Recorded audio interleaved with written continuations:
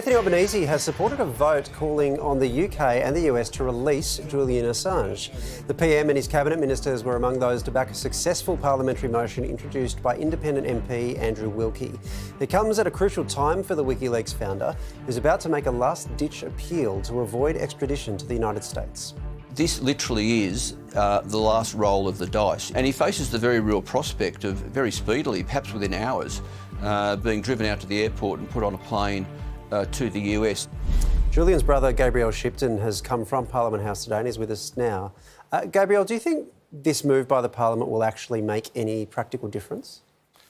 Yeah, look, I think, if you read this motion, it's a sort of levelling up of the government's rhetoric. They've never really called for Julian to be returned home to Australia.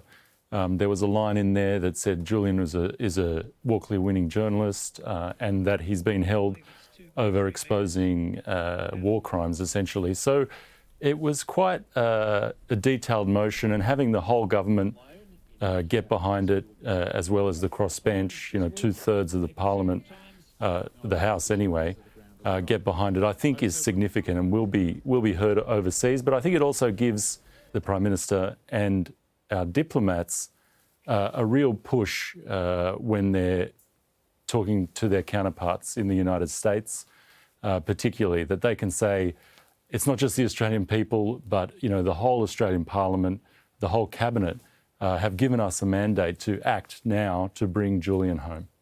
It is 12 years in the making. How do you feel about that? Do you think this just took way too long?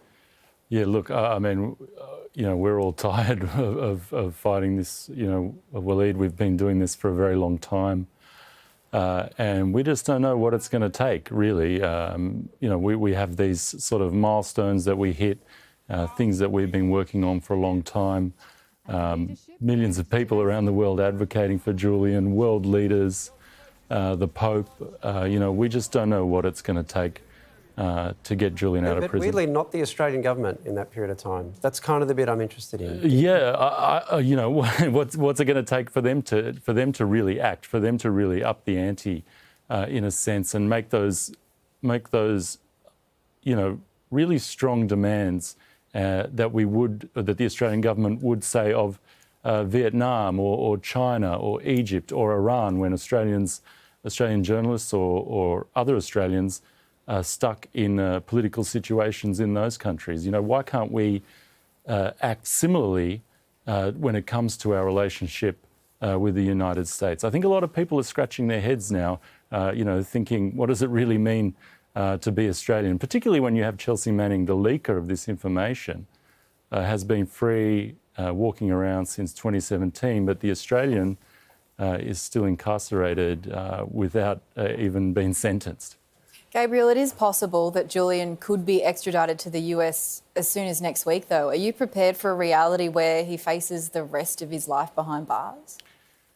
Well, I think it's worse than that. What we fear is that Julian will lose his life if the extradition goes ahead. That's what the expert witnesses have said at the magistrates level in the UK courts. The UN Special Rapporteur on Torture just last week said, the UK has to reject this because what Julian faces in the United States is torture. Again, I'll bring up Chelsea Manning as an example. She was kept in solitary confinement. She attempted her own suicide. So what was done was that she was stripped and kept naked in solitary confinement. Now, that's the sort of treatment that Julian has to look forward to in the United States. And that's a treatment that I think a lot of people would think is worse than death. Are you saying he might be executed, Gabriel? No, I don't believe he will be executed or the death penalty is on the table, but I think an all-of-life sentence is definitely on the table. But I'm more pointing to the expert witness testimony that said, Julian's particular health needs cannot be addressed, and that if extradition were to become imminent, that his death would be likely. Gabriel, we'll all be watching to see how it unfolds from here, and it's been such a hard time for you, and we appreciate you speaking to us tonight. Thanks for having me.